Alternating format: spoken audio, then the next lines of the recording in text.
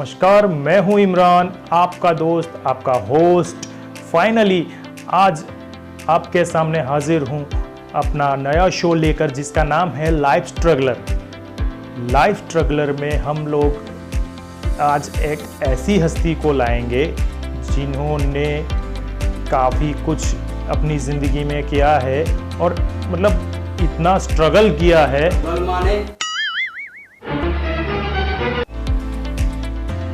Struggle माने संघर्ष और स्ट्रगलर माने संघर्षशील। जिन्होंने जिंदगी में काफ़ी कुछ स्ट्रगल किया है, उनका नाम है राजू भाई ठक्कर। आज हम उनसे मिलेंगे, उनसे जानेंगे कि उन्होंने ज़िंदगी में क्या क्या किया है, क्या क्या संघर्ष किए हैं और कैसे आगे बढ़े हैं अपनी ज़िंदगी में। तो मिलते हैं राजू भाई ठक्कर से। So let's go at Raju भाई होम।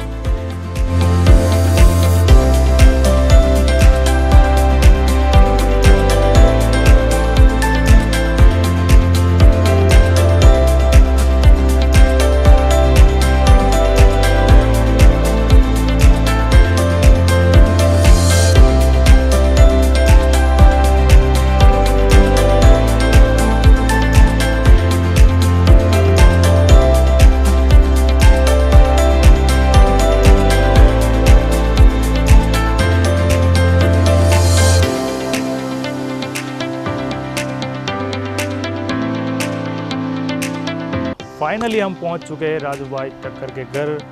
चलिए उनसे मिलते हैं और पूछते हैं कि अब उन्होंने अपनी ज़िंदगी में क्या क्या किया है। नमस्कार, आपका हार्दिक स्वागत है हमारी नई चैनल लाइफ स्ट्रगलर में। और सबसे पहले गेस्ट भी आप ही हैं। सो आप अपनी ज़िंदगी के बारे में कुछ बताइए, जिससे हम सबको, हमारे ऑडियंस में जो लोग डिमोटिवेट है, उन लोगों को भी कुछ सीखने को मिले कि ज़िंदगी में ऐसा क्या करना चाहिए जिससे हम आगे बढ़ सके। पहले मैं आपको लाइफ स्ट्रगल का ये शुभ शुरुआत है, उसके लिए बहुत बहुत अभिनंदन करता हूँ। थैंक यू कि आप जीवन में ऐसी एक ऐसे विषय पर आप बात लेके आए हो जहाँ पूरे भारत और विश्व में सारे युवा अभी कुछ संघर्ष से पसार हो रहे हैं जी। तो उसके लिए हम आज ऐसी कोई बात करें कि संघर्ष एक विज्ञान है जी। संघर्ष एक विज्ञान है। जैसे बीज है, विचार बीज है, तो वो बीज को हम बोते हैं, उसको पानी देते हैं, उसको खाद देते हैं, धीरे धीरे वो बड़ा होता है। तो जो बड़े होने की जो प्रक्रिया है ना, वो संघर्ष है। और जब जो फल मिलता है, फूल मिलता है, फल मिलता है, वो हमारी सफलता है। तो विचार यानी बीज से सफलता तक के बीच में जो संघर्ष है, वो हमारा सेतु है। हमने सुना है कि आपके पापा आपको इंजीनियर बनाना चाहते हैं और आप सीधे एयरफोर्स में चले गए। उसके पीछे की कहानी क्या है? उसमें ऐसा है कि मेरे पिताजी इंजीनियर थे, तो वो चाहते थे कि मैं इंजीनियर बनूं। मेरा एडमिशन भी हो गया जी। लेकिन मेरा एक मित्र था, उसने मुझे बोला कि मुझे बम्बई जाने में डर लगता है जी। तो उसने कहा कि आप अच्छे हो, स्वस्थ हो, तो मेरे साथ चलो। तो मैं वहाँ उसके साथ गया जी। तो 7 दिन यानी सोमवार से शनिवार तक परीक्षा चली, उसमें मैं पास हो गया और वो फेल हो गया। तो मुझे लगा कि 6 दिन 42 प्रकार की एग्ज़ाम हुई, तो कुछ तो होगा। और आकाश दिख रहा है, हवाई जहाज़ दिख रहा है, तो फिर हमने सोचा कि इसमें जाना एक बहुत बड़ी बात होगी। तो उसमें 17 साल की उम्र में हम एयरफोर्स में ज्वाइन हो गए जी। और अभी की जनरेशन और जब आप छोटे थे, तो उसमें आपको क्या फ़र्क दिख रहा है कि अभी की जनरेशन में क्या है और पहले की जनरेशन में क्या था? जैसे मैं आपको बहुत सुंदर रूप से बताऊं कि आज से 50 साल पहले, यानी जब मैं 10 साल का था, तो मैं हर रोज़ नदी के पास जंगलों में घूमा करता था। तो मैं मेरे मित्रों को कहता था कि मैं प्रकृति से लबालब जो स्थान होंगे ना, वहीं जाके रहूँगा। और मेरे भूगोल के शिक्षक थे, वो हमेशा भारत का नक्शा दिखाते थे कि यहाँ कश्मीर है, यहाँ भुवनेश्वर है, यहाँ मद्रास है, यहाँ कन्याकुमारी है। तो एक दिन मैंने कहा कि सर ये नक्शे में नहीं, मैं तो कश्मीर से कन्याकुमारी झाके देखूंगा। और वो बात जब मैं 17 साल का हुआ तो मुझे लगा कि भारत ऋषियों का देश है, पैगंबरों का देश है, औलियाओं का देश है, संतों का देश है, तीर्थों का देश है, तो चलो जाके देखते हैं। तो फिर मैंने कदम कदम से कश्मीर से कन्याकुमारी की पदयात्रा की, जो जीवन में अपने आप में बहुत बड़ा संघर्ष है। लेकिन मैं कहता हूँ कि मेरे पास आज 14 डिग्री है, लेकिन मैं कहूँगा कि जो कश्मीर से कन्याकुमारी में चला और जो संघर्ष हुआ, हर रोज़ 50-60 किलोमीटर चलते थे जी। तो उससे मुझे पता लगा कि सही में संघर्ष नहीं होता है। संघर्ष हमारा मित्र है, वो हमें आगे ले जाने के लिए आता है। तो हमें संघर्ष से दोस्ती कैसे करनी, संघर्ष का वो विज्ञान मुझे पता लगा। तो मैं कश्मीर से कन्याकुमारी तक चला, फिर माउंटेनियर बना, स्कीयर बना, और उसके लिए national book Limca book of national record में मेरे 2 रिकॉर्ड्स हुए। तो ये कहानी जो छोटेपन में थे उसमें जो बीज बोए थे वो युवानी में प्रक्रिया में आए, और आज दिखता है कि हर युवान को कभी निराश नहीं होना चाहिए, चाहे कितनी भी आफतें। मैं तो कहता हूँ कि चट्टानों से टकराते उसे तूफान कहते हैं, और तूफानों से टकराते उसे युवान कहते हैं। तो जिसके हृदय में काम करने की ऊर्जा है, जो संघर्ष के वो मित्र बना के चलता है, वो सदा नवयुवा नहीं रहते, उसको भी उम्र कोई असर ही नहीं करती। जब आप पद यात्रा कर रहे थे, मतलब जब पद यात्रा की सोचा आपने जाने के लिए, तो वो सोच आपके मन में कैसे, मतलब किस तरीके से? मैंने थोड़ा पढ़ा, उसमें से मुझे लगा कि वंडरिंग मॉन्क ऑफ इंडिया पढ़ा, तो विवेकानंद पूरे भारतवर्ष में घूमे थे। थोड़ा सा पीछे गया मैं, तो देखा कि भगवान बुद्ध और भगवान महावीर भी विहार करते थे, यानी पद यात्रा करते थे। तो मैंने बोला कि इतने जो बड़े महापुरुष हैं, और फिर ये 50, 60, 70 साल पहले तो विनोबा जी ने यात्रा की, उसके पहले गांधी जी ने यात्रा की। तो मैं बोला ये पद यात्रा में है क्या कि इतने बड़े महापुरुषों के पास इतना समय कि वो पद यात्रा करते हैं। तो मैं बोला उसका क्या राज है, उसके लिए मैंने फिर ये यात्रा शुरू की। सही है। तो अब मैं ये पूछना चाहूँगा कि पहले जो कॉलेज की बात है कि आपने बताया कि मेरे 2 फ्रेंड वो फेल हो गए थे, शायद कुछ ऐसा, वो कॉलेज की बात है, एयरफोर्स में ज्वाइंट होने से पहले की बात जी। तो उस टाइम आपके पापा ने बोला होगा ना, नहीं राजू नहीं, यहाँ नहीं जाना है यार, मैं जो बोलता हूँ वही कर तू। तो उस टाइम का आपका मतलब ऐसा रिएक्शन कैसा था? आपके पापा का रिएक्शन कैसा? नहीं ज़्यादा गुस्सा हो गए थे या फिर? नहीं, मेरे पिताजी बड़े परिपक्व और बहुत भक्त हृदय के औलिया आदमी थे। तो पिताजी तो मेरी बात को मान गए, लेकिन मेरी माँ मुझे कह रही थी कि बेटा एयरफोर्स में नहीं जाना, क्योंकि वहाँ ना का वातावरण अच्छा नहीं होता है। और उनको किसी गांव वाले लोगों ने बता दिया कि वहाँ तो शाकाहार नहीं रहेगा, मांसाहार रहेगा, बच्चे दारू पिएंगे। तो ये सारी मेरी माँ को थोड़ी सी अड़चन आ रही थी। तो मुझे 2-2.5 महीना बाकी था एयरफोर्स में। तो हर रोज़ नया नया बना के खिलाए और पूछे, नहीं जाएगा ना बेटा, नहीं जाएगा ना बेटा। लेकिन ऐसा कुछ हुआ कि 1-2 दिन बाकी था। 31 मई 79 की बात है। तो मैं ऐसे ही नदी के पास गया था, तो मुझे हृदय में से अंदर से आवाज़ आया कि तुझे ज़रूर से जाना चाहिए, ये देश की सेवा का मौका मिला है और तेरे जीवन का भी कल्याण होगा और ऐसा मौका फिर नहीं मिलेगा। तो मैंने घर जाके बताया कि मुझे तो कल जाना है। तो फिर मेरे माता पिता ने मुझे आशीर्वाद दिया और 2 शब्द कहे मेरे को माँ ने यह कहा कि बेटा मांस माटी दारू को मत स्पर्श करना, और पिताजी ने बताया बेटा प्रामाणिक रहना। तो ये जो हमारे मूल्य है जीवन के, उस मूल्यों को लेके मुझे आज लगता है कि वो सच्चा मेरा दीक्षांत समारोह होगा, जो मैं आज उसको भी आज भी फॉलो कर रहा हूँ। तो उससे मुझे पता लग रहा है कि सत्य, परिश्रम और सादगी हमारे जीवन के मूल्य होने चाहिए, और उसको हमको उसको गले लगा के रखना चाहिए, उसको उससे अलग नहीं होना चाहिए। तो कितने भी संघर्ष होंगे, कितने भी स्ट्रगल होंगे, वो स्ट्रगल अपने आप में, जैसे मैं कहूँ आपको कि संघर्ष एक ऐसा शख्स है जो कहाँ किसी को भी कोई भी टाइम पे परेशान कर देता है, और संघर्ष कभी कभी तो ऐसा करता है वो महाशक्तिशालियों का पसीना निकाल देता है, और कभी कभी तो महाशक्तिशालियों का खून पी जाता है। लेकिन मैंने सीखा कि संघर्ष के साथ हमने दोस्ती की, तो संघर्ष ने हमारी साथ दोस्ती निभाई, और तब ऐसा हुआ कि struggle makes the spirit double, यानी संघर्ष ने हमारा हौसला डबल कर दिया।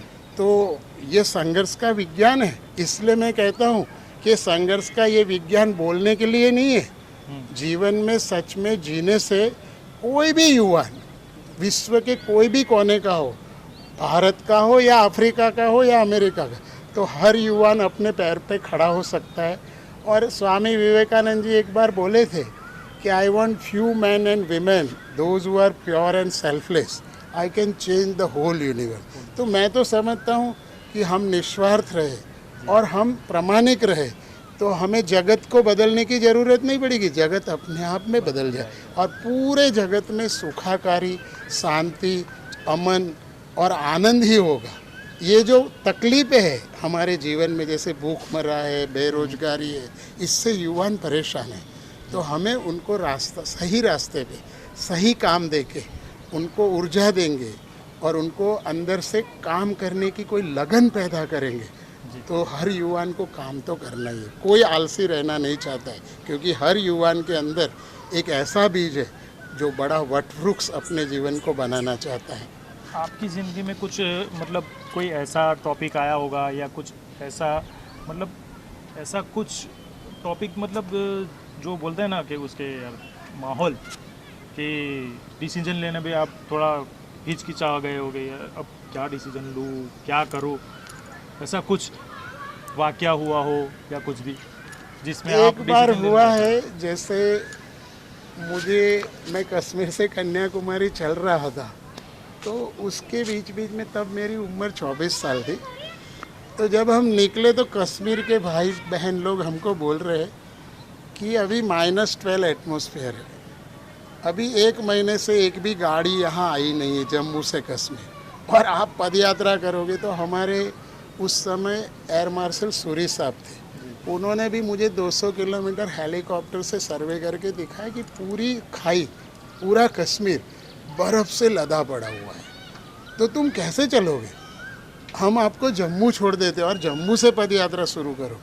तो अब इतने बड़े अधिकारी बोलेंगे तो कोई आगे कोई बोल तो नहीं सकता है, लेकिन मैंने कहा नहीं नहीं नहीं सर, ये जो कश्मीर है ना वो हमारे भारत का सर है, अगर मैं सर को ही छोड़ दूंगा तो क्या पदयात्रा होगी। तो फिर मैंने उस समय जो निर्णय लिया, तो हम जब जवाहर टनल से निकल रहे थे तो जवाहर टनल में पूरे आइसिकल्स थे और वो लंबी, एशिया की लंबी टनल थी, तो उसमें से पसार होने से पहले कश्मीरी भाई बहन कह रहे हैं कि अगर आप उस तरफ चले गए तो कन्याकुमारी पहुंच ही जाओगे, लेकिन वो कहना ये चाहते थे कि बाहर नहीं निकल पाओगे।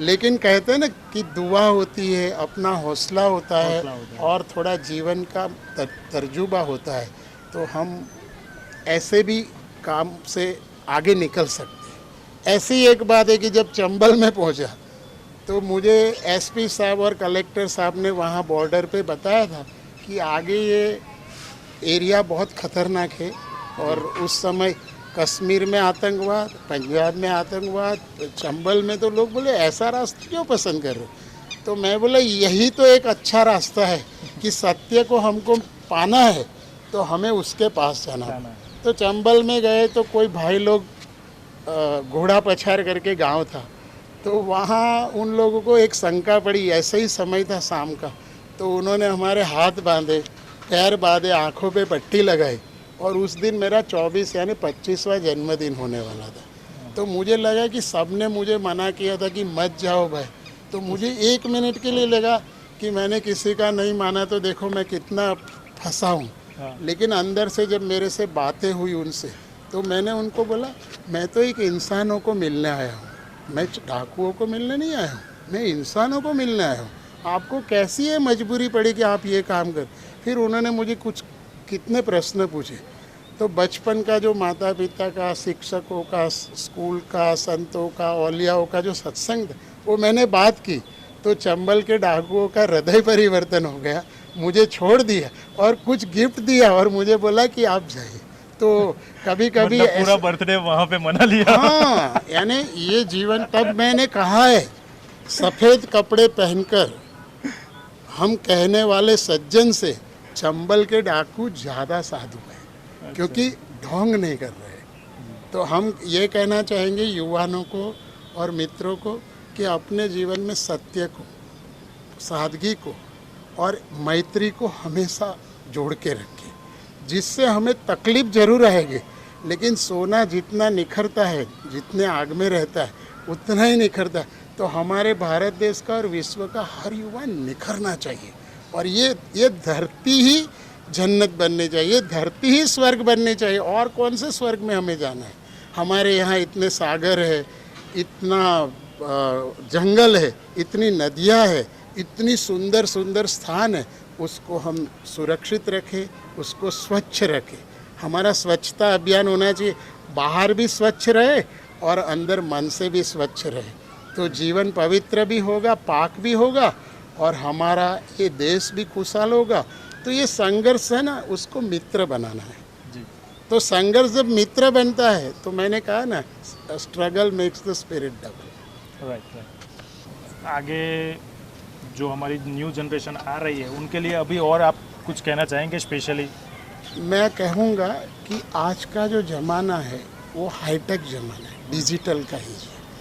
पहले सुवर्ण युग था तो लोग सुवर्ण जैसे मजबूत थे, फिर सिल्वर यानी चांदी का युग है तो लोग नम्र हो गए, फिर तांबे का युग आया तो तांबे के युग में लोग परिश्रमी हो गए, फिर लोहे का युग आया तो लोग और मेहनत करने लगे, फिर प्लास्टिक का ज़माना आया तो प्लास्टिक में लोग ऐसे छोटी छोटी बातों में पिघलने लगे, गुस्सा हो गए। हाँ, लेकिन अब डिजिटल है, इतनी 1 मिलियन 1 करोड़ की स्पीड से मैसेज संदेश जा रहा है, तो हमें उसको झेलने के लिए विवेकानंद ने बोला है, have muscles of iron and nerves of steel. हमारा ये मसल्स है ना पोलादी होना चाहिए। तो ये जो हमारा डिजिटल एज आया है ना, उसका हमें भरपूर फ़ायदा उठाना चाहिए, लेकिन ये मोबाइल, इंटरनेट, टीवी और जो भी कोई है उसका वैज्ञानिक रूप से पूरा उपयोग करो। लेकिन अगर हम उसका दुरुपयोग करेंगे तो वो हमारा विनाश करेगा, और उसके साथ हम मैत्री करेंगे, उसका सदुपयोग करेंगे तो हमारी देश की गरीबी का निवारण हो जाएगा, कोई बेरोजगार नहीं रहेगा, सब खुशहाल होंगे, तो कला का विकास होगा, संगीत का विकास होगा और देश ऐसी ऊंचाइयों पर जाकर खड़ा रहेगा कि जहां से हम कह सकते हैं कि ये हिंदुस्तान हमारा है। बहुत खूब। हमारे शो पे आने के लिए आपका बहुत बहुत धन्यवाद। आप भी इमरान भाई, ये पहली जो आपने पहला द स्ट्रगल का पहला एपिसोड लिया है, तो मैं कहूँगा कि आपका भी कल्याण हो, आप भी खूब आगे बढ़े, आपकी टीम भी आगे बढ़े, लेकिन आपका ये संदेश जिन युवाओं के पास पहुँचे वो भी आगे बढ़े और हमारा देश भी आगे बढ़े, ऐसी मेरी शुभेच्छा है। Thank you so much. तो ये थे हमारे राजू भाई ठक्कर, जिन्होंने बताया कि कैसे कैसे हमने संघर्ष किया है, क्या किया है ज़िंदगी में, कहाँ कहाँ कैसे पड़ाव पार किए हैं, इसी तरह और क्या हमारे न्यू जनरेशन वालों को क्या क्या उन्होंने एडवाइस दी कि क्या ज़िंदगी में क्या करना चाहिए। सो फिर से उनका धन्यवाद करता हूँ राजू भाई का। और नेक्स्ट एपिसोड में आएंगे हम लोग एक ऐसी ही शख्सियत से मिलने कि इन्होंने भी ज़िंदगी में क्या कुछ नया किया हो, कुछ ऐसा संघर्ष किया हो जो काबिले तारीफ़ हो। सो मिलते हैं अगले संडे को सुबह 10 बजे एक नई शख्सियत के साथ, एक नए स्ट्रगलर के साथ। तब तक के लिए इजाज़त दीजिए। Good bye.